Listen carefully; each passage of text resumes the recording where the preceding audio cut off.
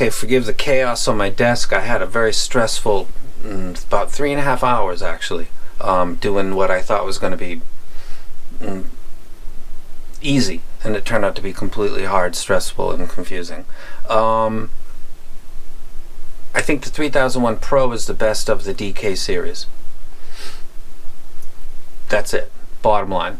I think you need to elevate the bassline. For the price, the 2001 is great. I think it's most like the tape. If you like the tape and its crazy resolution, the most similar to that would be the 2001, and that's probably related to the frequency response graph. It's got an elevated, kind of a triple tipped treble, like kind of a version of a chop top Harmon. So this would be the set that's kind of most like the tape. The one that I'm going to wreck would be the 3001, and if you say, oh, yesterday you said that this one was so great, I just opened it and posted the video, and you know, if you ask, listening to this by itself, like any earphone or headphone, is one thing. When you take that headphone or earphone and then you listen to it next to another one, you find the good and the bad in both, because you're comparing, and maybe this is good in bass and this is not quite, and then you listen to them and you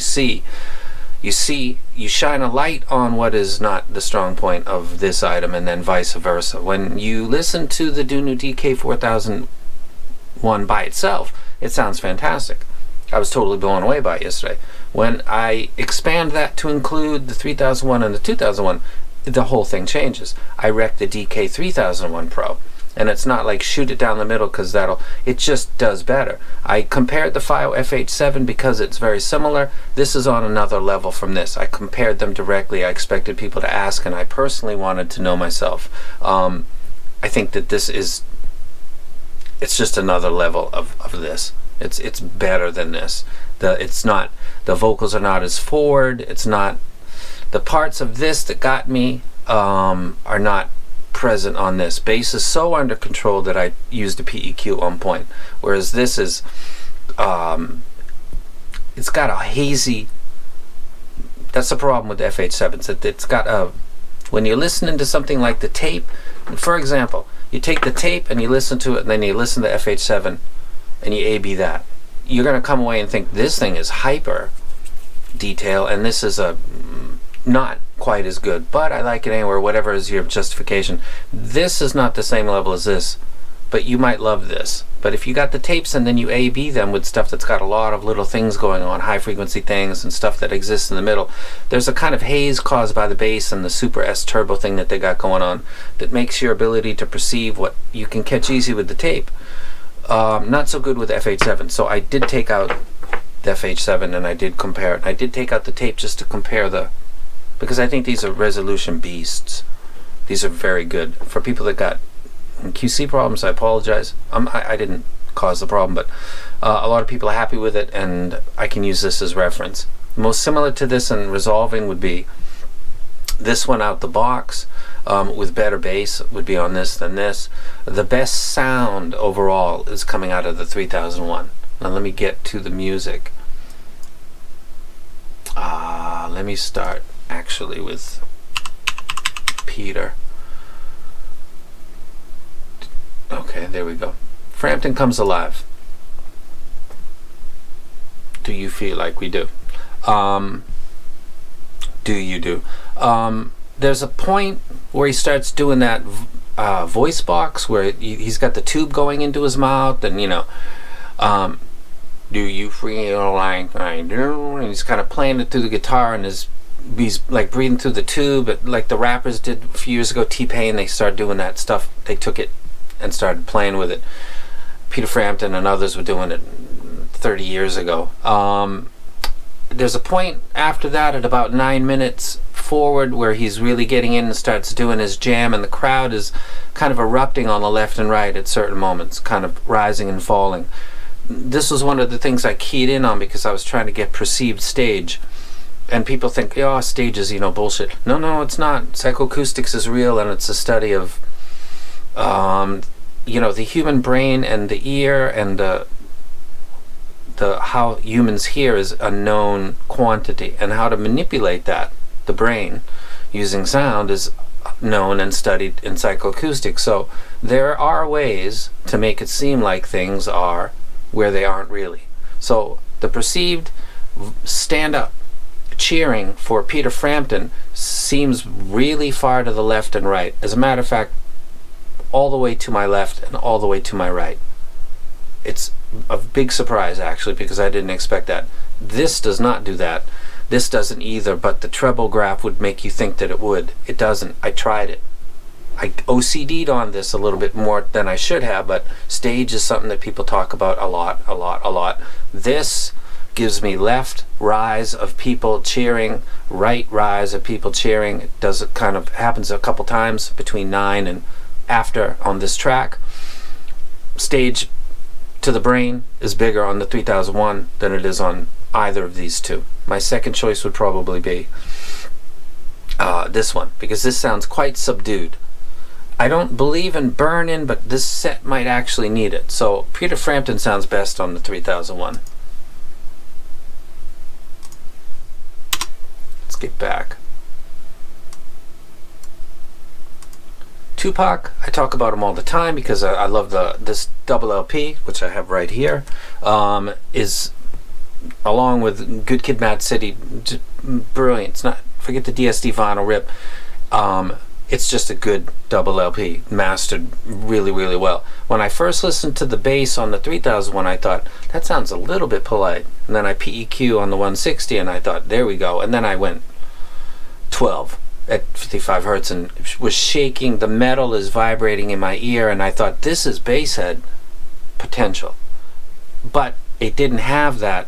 I actually busted out the PEQ because I thought, where is the bass? Oh, there's the bass. Hey, what can this beryllium driver do? Boom, crank it up.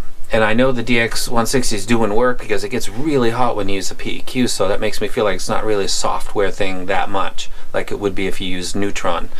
This thing puts in real big work, and the battery starts to get sucked down when you use the PEQ, but this thing responded like a boss. And then I thought, can do it. And can go crazy levels that a lot of stuff can't when I put that in, and I think that's not normal anyway, so don't worry about that. For example, you can't do that with F87 because I've done it. It's already creating a haze in the mids. You put 12 dB at 55 hertz and it's not listenable really to me. This sounds fantastic actually. This turns into a bust out the reggae and hip hop set. Like if you're genre specific and you listen to that, this would do that. This is a more polite presentation on a graph. It's slightly, this is a graph of this set right here, and it's, you know, the mids are set down a little bit and you've got this rise, and somebody said, oh, that looks like it's bright. No bro, it's not bright. I wish it was a little bit brighter. This rise is about, that's like 4 dB down. That's a 10 dB box, and that's maybe 3. It's about 7 dB. That's not that big a rise. These slopes, you usually go 8, 9, 10. It's not, and then it's descending and it's having its secondary peak. I can hear this. I looked at this and thought, that's fantastic.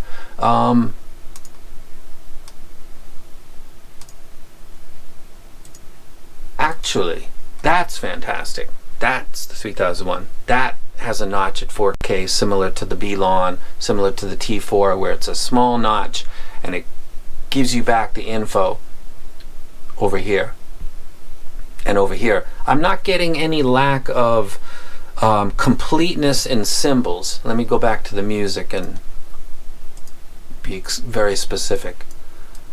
Aerosmith, where are you? There you are. This is Toys in the Attic. You guys know this track. This is OCD candy right here. No more, no more. Burn dun dun dun dun dun dun dun dun dun dun dun dun dun dun dun. And in between, it's the drummer is. It sounds like a cowbell. No joke. You know, the Saturday Night Live bit about Blue Oyster Cult, but it sounds like a cowbell that he's striking in the middle. So you start tripping on the whole thing. That how I could not hardly catch that, like just like if you didn't know it was there and you didn't hear it, you wouldn't think anything about it, but I'm listening to it clearly on this A being switching to this, and I'm not really catching it. The cymbal strikes sound soft, and the cowbell or whatever he's striking, please go listen to No More No More. It's at the very beginning of the track. I'm actually listening to it right now. If you look at the time step, it's not even 30 seconds yet. You don't got to even go 30 seconds. Listen to the very beginning. That cymbal crash, and then he's tapping something. Some kind of version of a cowbell. That is not clear on that. That is... sounds good on this. Sounds normal and natural on the 3001. This sounds like anything that's elevated a little more to compensate. I don't know how to explain. I look at the graph and this is raised and it sounds like it's raised a little bit. This is really not. It's just, it resolves very well. I'm not really catching it with this. That's why, again, it's the 3001. It's the 3001 Pro all the way. It's the best of the three, and it's one of my favorites. It's going to go in my box of my 5 favorite IEMs overall. I'm still thinking if the Moondrop S8 is going to go in there. The Tansio Zodiac 12BA is going to go in there. The Shure EJ07 is going to go in there. I got the Fearless S8Z coming in, so I'm going to see about that. But of the Dunus that I've listened to, this is on another level. That's why I put it on like the stand. Like if the Olympics, you got first, second, and third place. This wins. And that caused kind of stress because I talked big shit yesterday about the 4001. And then it sounded awesome yesterday, and it sounds good, but when it's compared with these two, it sounds not as good as that set. So you even have to go 30 seconds into this track, No More No More by Aerosmith, Toys in the Attic, and listen to the cymbal strike, and listen to him tapping on something that sounds kind of like a cowbell, and then listen to a couple different things that are not alike and in your collection, and listen to how that changes. Okay? Because that's kind of what an OCD brain is doing, looking for that. Let me talk about OCD for a sec, because some people say, people say with OCD they got better hearing. That's a bunch of bullshit. That is bullshit. Let me explain something to you though, because it's important for this video and all videos that you ever see about me. When I walk into a restaurant, if I see a picture that is tilted, I lose my interest to eat at that restaurant because I associate that the staff is lazy and didn't do their job before they opened up the restaurant for the public. And you think that sounds crazy. Now when you walk in the same restaurant, you would look at that picture and you would notice maybe that it's tilted, but your brain isn't looking for that. So we both have the same eyesight, but your brain is not looking for a particular thing that my brain is. So we look at a picture, I see it tilted, I feel not comfortable. You look at a picture, see it tilted, and are looking like, which table do I want? Your brain is completely normal. You're doing what normal people do. It's a picture, who cares? I'm a little bit different. When I'm listening to the cymbal strike and I'm listening to that tapping that's going on in between, I'm listening for that. So you might think, what the fuck's the big deal? When you start to focus on stuff, it becomes a big deal. I can't catch that clearly on this set, though it's the top of the line of the series. I can catch that really good with this. Does that make a difference to you? I don't know. It does to me, because once I know it's there, it's got to be there. I can pick it up pretty well on this. Overall, I just wreck this one. I think the bass on this is outstanding out of the box. I think the overall presentation of the bass, mids, and treble is fantastic from the 3001 Pro. That was like way too much information, but sometimes people say, people that got OCD or like Asperger's, that they think they have better. No, it's just the way the brain is looking at things or hearing things that you hear too, but is trying to catch it, is focusing on that single moment. Like Michael Jackson, which I listened to, Crosby, Stills, Nash, no.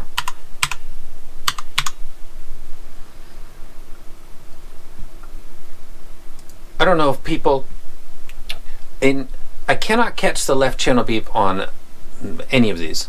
I thought that I could catch it on this. I think it's there. It's not on these two.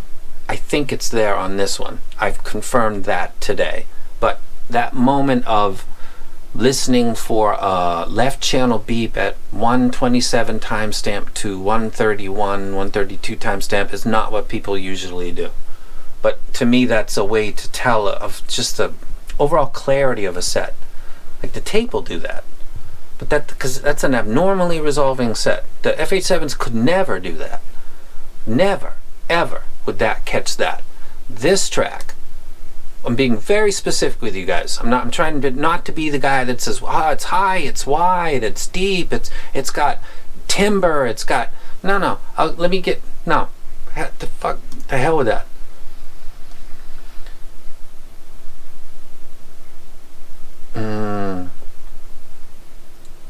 Are we crashing, man? While I'm doing a video, Media Center is not responding. Close the program. Wonderful. Okay, well, there's the frequency graph.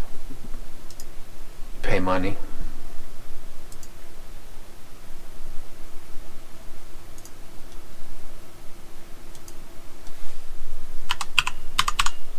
Yeah, we're going back where we were.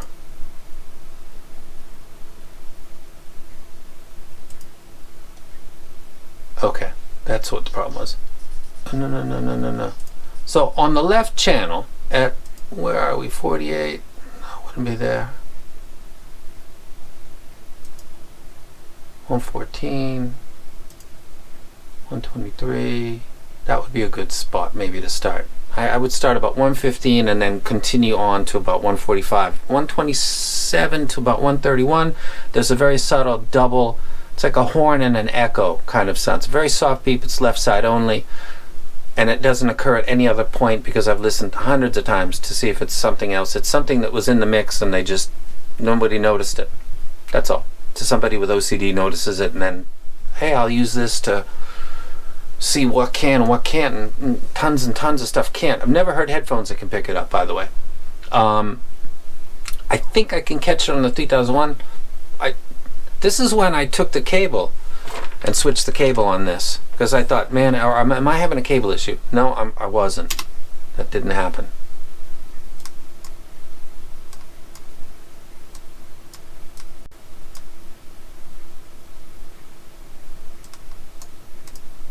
This is Boston, self-titled album. There's a track called Foreplay Long Time. It's a single track that's split into two, and the beginning is a jam and the second is the traditional song with lyrics and stuff like that.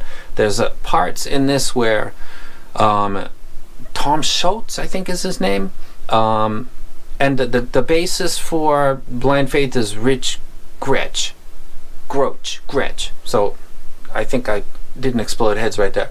There's points where his finger is sliding up and down the strings clearly during foreplay, where it's like theme music for a space travel kind of going on. His keyboard's going on, and then he's pulling strings and he's just doing all kinds of wacky stuff with the guitar, like Jimi Hendrix does, or like when Jimmy Page would take the violin bowstring and bang it off the string. You do all kinds of crazy stuff with the guitar and other items and an amp, and by getting it and getting feedback and all kinds of stuff like that. I don't know what Tom's doing in this track, but he's creating a lot of weird stuff going on. The ability to catch that finger slide is perfect on this. It sounds okay on this, and on this it sounds quiet. This is a subdued set, which might be appealing for people, but I can see if people came back to me and said, man, I can't catch this or that, or so I'm gonna get ahead of that.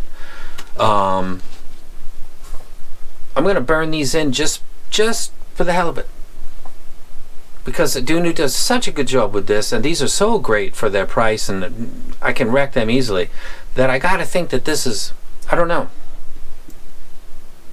I can't quite explain it, but showing you the music that I'm listening to, you can follow along a little bit, I suppose.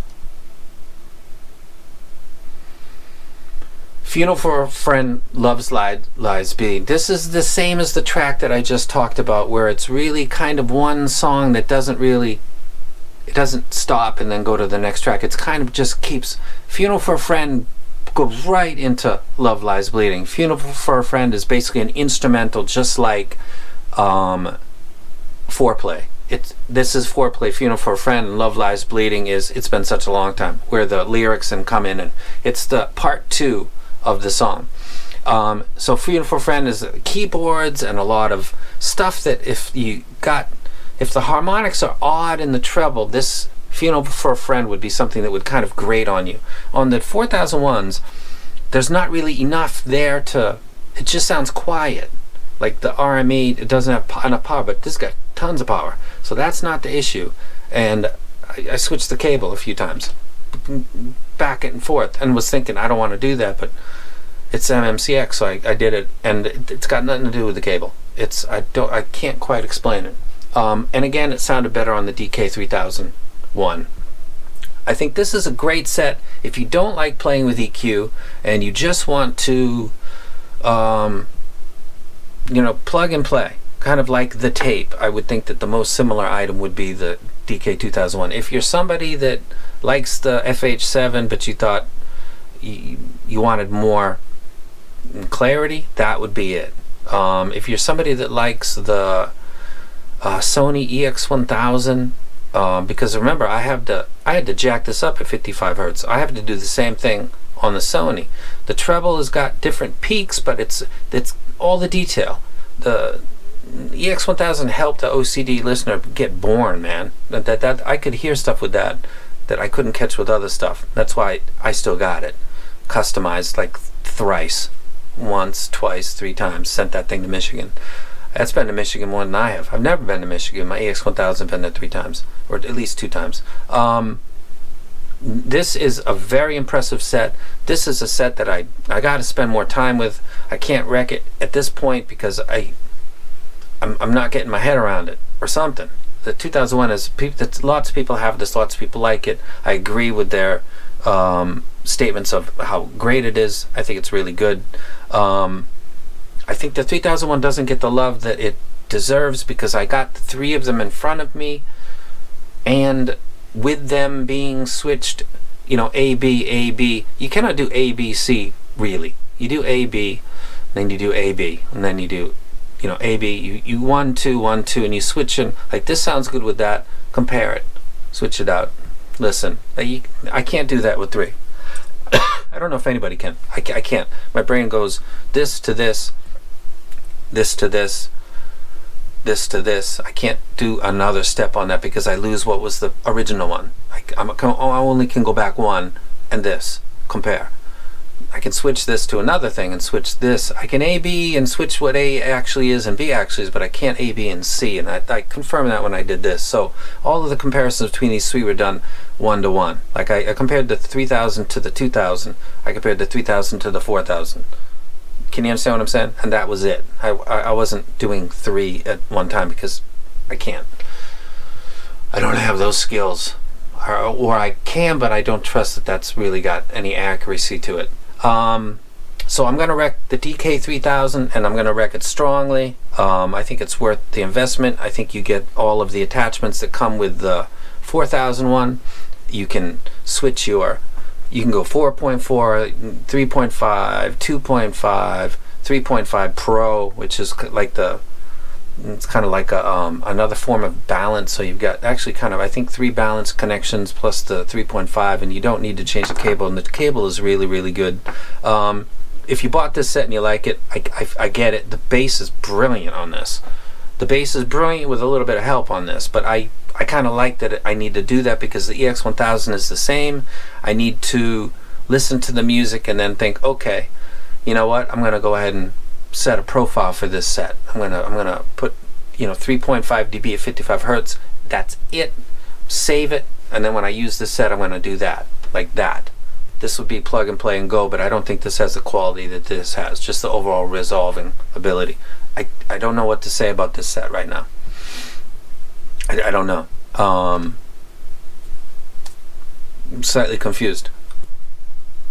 So that's it. That was way too long, but I spent much more time listening than I did doing this video. So this wasn't based on like quick A, B, and I got stuck in a loop because I could not figure for the life of me why the 4001 wasn't a step. Like, this sounds great, this sounds like a more balanced, like I get it, you know, people pay more money, maybe bleeding more towards the audiophile, so I get it, but PEQ, boom, I got this, and I got it in better quality, plus I got all the switches.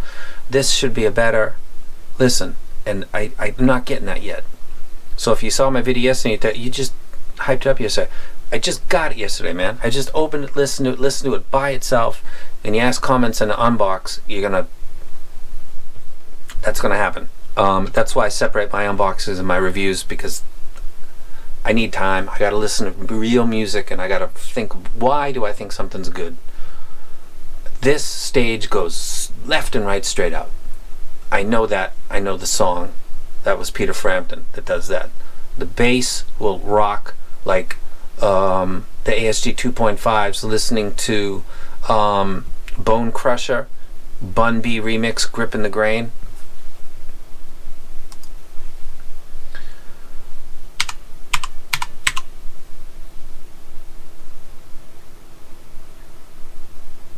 Right here.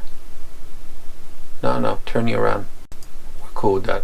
This track right here, Bone Crusher, Forever Grip in the Grain, featuring Bun B and Little P, Little Flip, is why I think that this is something that would compete with any of your bass sets. So if you wanted a set that does great bass when it's asked to, and does great audio when you want it to, because that's what it was intended for, then this would be that set. And this is the bass track that I used to confirm that. Go listen to this. This will stress the fuck out of your drivers, man. So thank you for coming on this little journey with me. I have no idea why this sounds so quiet. It's not harder to, it's not the impedance difference, or I don't know. I switched the cables, don't know. Awesome set, recommended highly. And this video was way too long, but that's my channel, and I'm out.